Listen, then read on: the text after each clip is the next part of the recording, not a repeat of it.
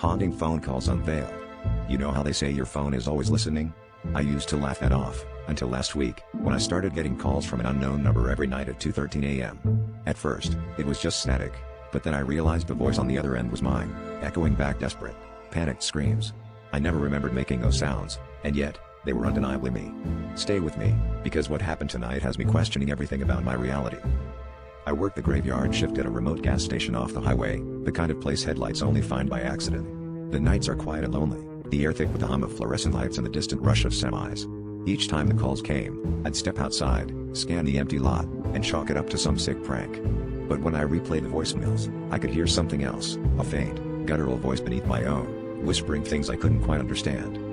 Tonight, I was counting change when my phone buzzed again. I answered with shaking hands, and instead of my usual screams, there was only silence. Then, barely audible, "Look behind you."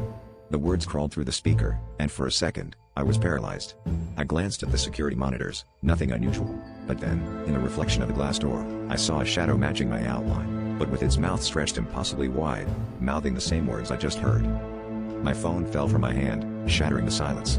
I spun around, heart slamming against my ribs, but the store was empty. On the screen, the call persisted, the timer still ticking.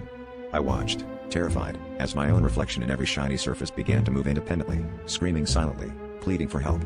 Now, I'm afraid to blink or even breathe, because the only thing more terrifying than the calls is the realization that whatever is on the other end might already be inside me.